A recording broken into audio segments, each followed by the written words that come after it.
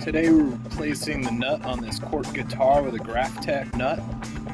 First you want to get your measurements and find the closest thing possible that Graphtec has.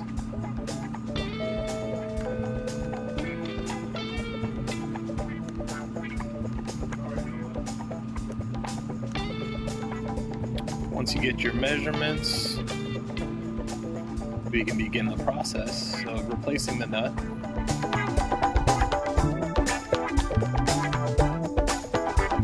We can begin the process of removing the nut once all the strings were removed. Start by scoring the edge where the nut meets the wood of the headstock and fingerboard. This ensures that none of the wood will get chipped out or split when that nut is bumped out.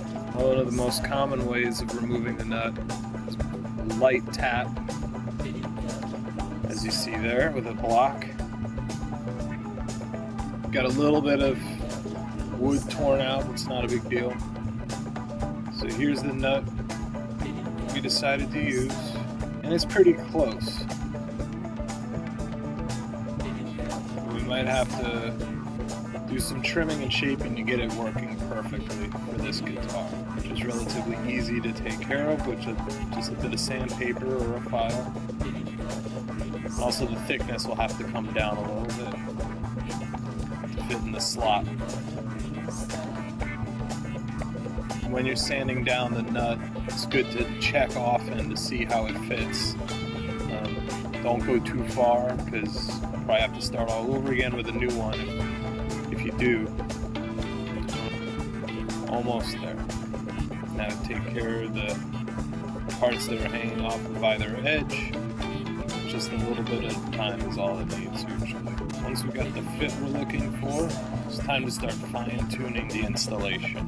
The string height we're looking for at the nut is roughly the thickness of a business card. The bottom of the string should be about one business card above the first fret.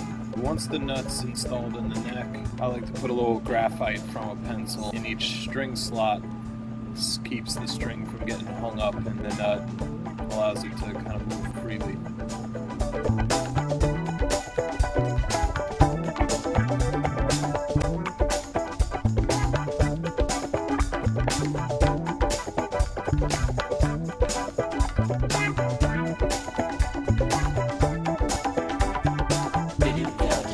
Once it's strung up, we can fine-tune the string height at the nut. As you can see, it's really high up there.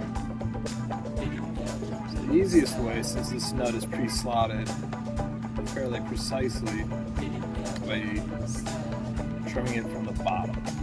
So we remove the nut and then run it back and forth on a file until we achieve the correct height. Some people use a marker when trimming things like this to ensure that you're getting a nice flat cut. There's no uneven spots. Comparing it with the old nut, looks like we're pretty close. Once the installation is where you want it, I like to use a little bit of watered down glue.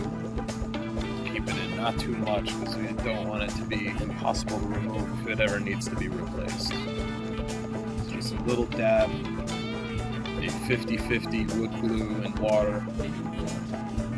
Just get a little nice wet surface on the nut to hold it in.